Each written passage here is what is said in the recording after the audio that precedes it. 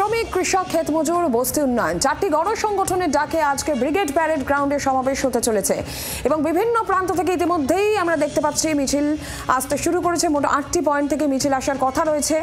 জেলা জেলা থেকে বাম কর্মী সমর্থকেরা আসছেন। গতকালকেই অনেকে চলে এসেছেন, আজকে সকাল থেকেই মিছিল করে তারা আসছেন।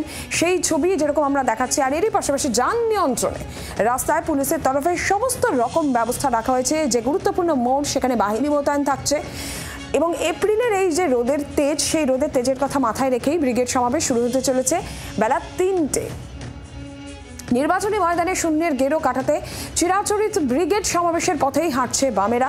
সেক্ষেত্রে শূন্যের গেরো তারা কাটাতে পারবে কিনা, ভোট বাক্সে কতটা প্রতিফলন হবে এই সমস্ত দিকে যেরকম নজর থাকছে, সভামঞ্চ থেকে কর্মী সমর্থকদের চাঙ্গা করতে কি দাওয়াই আজকে নেতৃত্বে থাকছে সেদিকেও অবশ্যই নজর রয়েছে।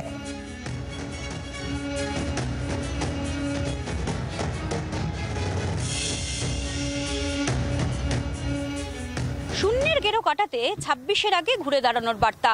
আর সেখানে অবশ্যই খেটে খাওয়া অংশকেই ফিরে পেতে চাইছে সিপিআইএম বা বলা ভালো আলিমুদ্দিন স্ট্রিট।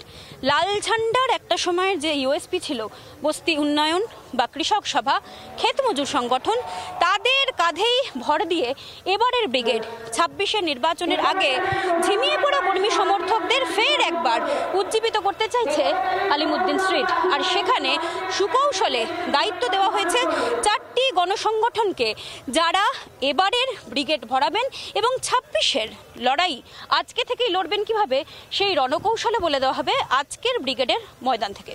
জি 24 ঘন্টার জন্য ক্যামেরা দেবাশিস চন্দ্রের সঙ্গে কমলাক্ষ ভট্টাচার্য ও মৌমিতা চক্রবর্তী, কলকাতা। একদিকে যেরকম যে ছবি আমরা দেখাচ্ছি আপনাদের, সকাল থেকে বিভিন্ন জেলা থেকে বাম কর্মী সমর্থকরা একে একে ব্রিগেডের দিকে আসছেন, মিছিল করে আসছেন, একে একে নেতৃত্ব তারাও কিন্তু আসতে শুরু করে দিয়েছেন। কলথন দাশগুপ্ত তিনি কি বলেছেন শুনুন। ব্রিগেড বরাবরই গরিব মানুষ, নিম্নবিত্ত মানুষ, যার হাতে কাজ নেই, যার পেটে ভাত নেই, তাদের জন্য গুরুত্বপূর্ণই ছিল এবং এটা চোর চিটিংবাজদের জন্য গুরুত্বপূর্ণ, কারণ এইখান থেকে তারা জানতে পারেন যে কি লড়াই, কি আন্দোলন বাংলার সাধারণ মানুষ তাদের বিরুদ্ধে ঘোষণা করছে। ফলে গত দুদিন ধরে দেখবেন মিডিয়ায় অনেকে অনেক রকম কথা নিজে থেকেই বলতে আরম্ভ করেছেন। আর যে মঞ্চ, সেই মঞ্চের পিছনে ওয়ার রুমও তৈরি করা হয়েছে এবং সেখান থেকে কি ছবি উঠে এসেছে তুলে ধরেছেন আমাদের প্রতিনিধি, দেখাবো। এখানে সিপিআইএম ডিজিটালের রুম করা হয়েছে। সিপিআইএম ডিজিটালের সেই রুম যেখান থেকে সরাসরি সম্প্রচার, সেই সম্প্রচারের ব্যবস্থা করা হয়েছে ওয়ার্ড রুম সিপিআইএম এর। সেটা কিন্তু নিঃসন্দেহে বলা যায় এই ওয়ার্ড রুম থেকেই গোটা 360 ডিগ্রি অ্যাঙ্গেলে সমস্ত ব্রিগেডের সরাসরি সম্প্রচার যারা দূর দূরান্ত থেকে দেখছেন তারা দেখতে পারবেন। সেই ছবি এই মুহূর্তে দেখতে পাচ্ছ জি 24 ঘন্টার পর্দায়, যেখানে মাল্টি ক্যাম সম্প্রচার এবং সেই ব্যবস্থা সমস্ত কিছু শুরু হয়ে গিয়েছে। ব্রিগেডের যারা কাজ করবেন তারা এই মুহূর্তে উপস্থিত, যেখানে জিমি জিপ, ক্যামেরা এবং সমস্ত কিছু নিয়ে কাজ শুরু হবে। সেই ওয়ার রুমের এই ছবি দেখতে পাচ্ছ, সিপিআইএম ডিজিটালের রুম।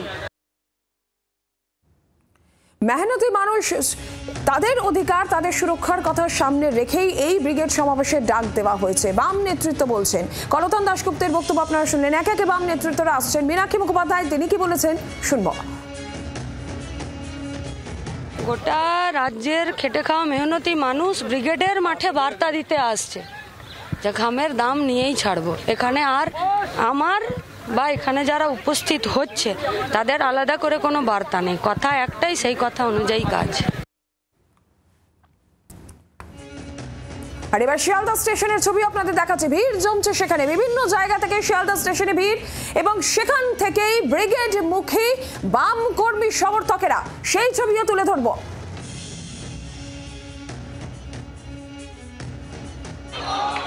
বিধানসভা নির্বাচনের আগে বামেদের আজকে ব্রিগেড, শ্রমিক, ক্ষেত মজুর, কৃষক তাদেরকে নিয়েই আজকে মূল ব্রিগেড।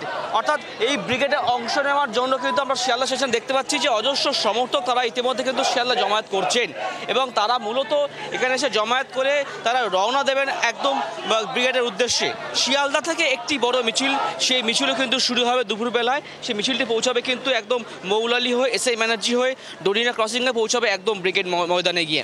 ইতিমধ্যে আমরা সেই সমর্থকদের দেখতে পাচ্ছি, বিভিন্ন ডিস্ট্রিক্ট থেকে তারা আসছেন, নর্থ চব্বিশ চব্বিশ পরগনা, সাউথ চব্বিশ পরগনা, মুর্শিদাবাদ, নদিয়া, হুগলি, সেই সমস্ত জায়গা থেকে তারা আসছেন, এসে এখানে জমায়েত করছেন, ছোটো ছোটো মিছিল তারা বেরিয়ে যাচ্ছেন। সেই ছবি দেখতে পাচ্ছি। সমস্ত মহিলা পুরুষ সবাই কিন্তু এখানে নির্বিশেষে তারা অংশ নিতে চাইছেন। একদিকে স্লোগানিং উঠছে যে যুব সমাজ তারা রয়েছে, প্রবীণ দাবান রয়েছে, যেই তাদের বক্তব্য একটাই যে কি বার্তা, কি আশা, কি প্রত্যাশা? আমাদের এই প্রত্যাশা যে আমরা যত যুব সমাজ আছি ভবিষ্যতের দিকে তাকিয়ে আমাদের যে বর্তমান সময়ে যে বেকারত্ব, এই বেকারত্ব দূরীকরণ করতে হবে। আমরা আজ ব্রিগেডের মাঠ থেকে সরকারকে এই দিতে চাই যে 26-এর যে ইলেকশন আসছে বিধানসভা, সেখানে আমরা বলতে চাই যে জাতের নয় বা ভাতের লড়াই হোক, ধর্মের নামে বিভাজন নয়। আমরা সমস্ত চা শ্রমিকের ন্যায্য মূল্যের দাবি করছি, বেকারত্বের কাজের দাবি করছি। এর মধ্য দিয়ে মনে হয় যে আগামী বিধানসভা নির্বাচনে হাল ফিরবে। হ্যাঁ, আমরা অবশ্যই আমরা আশাবাদী যে আমাদের 2026-এর নির্বাচনে আমরা অনেক আশাবাদী যে আমাদের হাল ফিরবেই।